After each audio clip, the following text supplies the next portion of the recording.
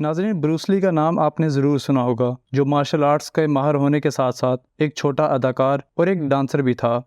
वजन 63 किलो, कद 5 foot 7 inch, पंच की ताकत, heavy weight champion, Muhammad Ali के बराबर। वो 1 इंच के फासले से मुक्का मारता था तो तख्ता तोड़ देता था। वो अपने फन का जादूगर था। ब्रूस ली मार्शल आर्ट्स का माइकल जैक्सन था। उसने सिर्फ 4 फिल्मों में मरकजी किरदार अदा किया था, लेकिन इसके बाद दुनिया की हर फिल्म इंडस्ट्री का हर एक्शन हीरो उस जैसा बनने की ख्वाहिश रखता है। आज के बड़े बड़े एक्शन हीरो इसकी फिल्मों में एक्ट्रेस का काम करना चाहते थे। वो सिर्फ 32 साल जिया और भरपूर जवानी में अपने सारे ख्वाब पूरे करके मर गया। आखिर इस 5.5 फुट के इंसान में ऐसा क्या था जो कि चंद बरस के कैरियर में वो जमाने भर में अपनी दाग बिठा गया कि दुनिया में शायद ही कोई ऐसा हो जो ब्रूस ली को ना जानता हो। आज हम आपको हांगकांग के जादूगर ब्रूस ली की कहानी बताएंगे। ब्रूस ली को एक बड़ा फनकार बनने का ख्वाब विरसे में मिला था, क्योंकि इसके वालिद सैन फ्रांसिस्को में बड़ा हॉलीवुड स्टार बनना चाहते थे, लेकिन वो लाख कोशिशों के बावजूद भी एक दरमियाने स्टेज अदाकार ही बन सके। और ब्रूस ली की पैदाइश के सिर्फ 3 बरस बाद सैन फ्रांसिस्को का चाइना टाउन छोड़कर हांगकांग की तरफ वापस आ गए।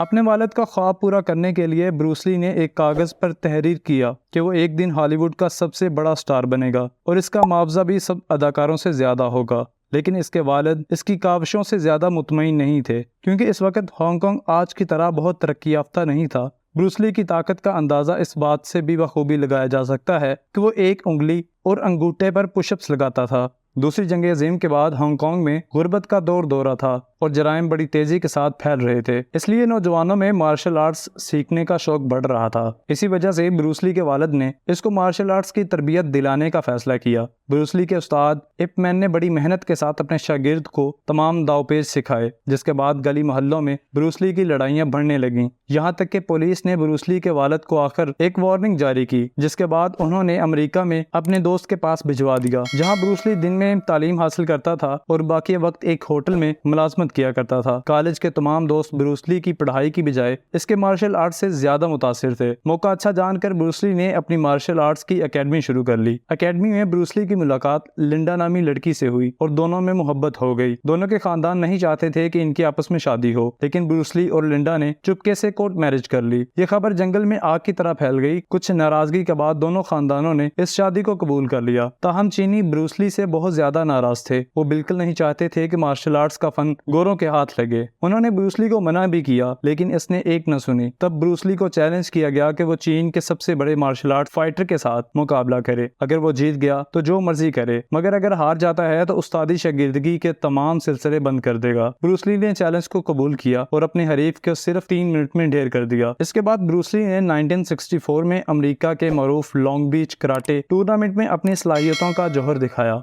जिसने लोगों को विरताए हैरत में डाल दिया। ब्रूस ली सिर्फ 1 इंच के फासले से पंच मारकर तख्ता तोड़ देता था, जबकि हरीफ को इसके पंच से कई गुना फासले तक गिरा देता था। ब्रूस ली की इसी काबिलियत की वजह से इसे एक हॉलीवुड सीरीज में कास्ट किया गया, जो कि बुरी तरह फ्लॉप हो गई। लेकिन ब्रूस ली ने हिम्मत न हारी। वो इस हद तक जुनूनी था, इसने फिल्म में भी फाइट के दौरान अपनी शिकस्त तस्लीम करने से इनकार कर दिया, जिसकी बिना पे फिल्म के स्क्रिप्ट को तब्दील करना पड़ा। अमेरिकी अवाम किसी तौर पर भी किसी एशियाई को अपनी फिल्मों में हीरो कास्ट नहीं कर सकती थी। तब ब्रूस ली ने मायूस होकर चीन वापस जाना सही समझा। हालांकि चीन में इसकी कामयाबी इसकी मुंतजर थी। सरमायादाराना निजाम पर बनने वाली ब्रूस ली की पहली फिल्म ने इसको शोहरत की बुलंदियों तक पहुंचा दिया। शोहरत का ये आलम था कि इसकी अपनी फैमिली के साथ इसका बाहर निकलना मुश्किल हो गया। फर्स्ट टू फ्यूरी के नाम से ब्रूस ली की दूसरी फिल्म ने मकबूलियत के दौरान रिकॉर्ड तोड़ दिए और इसके बाद इसके ख्वाब की तकमील का वक्त आया, जब हॉलीवुड ने इसको अपनी एक फिल्म के अंदर कास्ट करने का फैसला किया और इसको अच्छी पेशकश की, जो कि चीन और हॉलीवुड की मुश्तरका प्रोडक्शन थी। फिल्म की शूटिंग मुकम्मल होने पर ब्रूस ली एक मोहलक दिमागी मर्ज का शिकार हो गया, जिसके इलाज के लिए वो अमेरिका भी गया। डॉक्टर्स ने इब्तदाई तौर पर फिट करार दे दिया, लेकिन चीन वापस आने के कुछ महीनों बाद वो एक मरतबा सरदर्द का फिर से शिकार हुआ। एक रोज उसके सर में फिर से दर्द उठा तो वह दवा लेकर आराम करने के लिए सो गया, लेकिन वो फिर उसके बाद कभी भी जाग न सका। इसकी अचानक मौत ने इसके पुरसितारों को घुमा कर रख दिया। ब्रूस ली की फिल्म इसकी मौत के सिर्फ 1 महीने बाद रिलीज हुई, जिसने न सिर्फ बेपनाह मकबूलियत हासिल की बल्कि हॉलीवुड की तारीख भी बदल डाली, जिसके बाद हॉलीवुड में भी एशिया हीरोज को कास्ट किया जाने लगा। नाज़रीन, ये थी ब्रूस ली की जिंदगी की कहानी। उम्मीद करते हैं आपको वीडियो पसंद आई होगी। वीडियो पसंद आने की सूरत में वीडियो को लाइक और हमारे चैनल को सब्सक्राइब जरूर कीजिएगा। इसी तरह की एक और मजीद इंटरेस्टिंग वीडियो के साथ मिलते हैं, तब तक के लिए अपना ख्याल रखिएगा। अल्लाह हाफिज।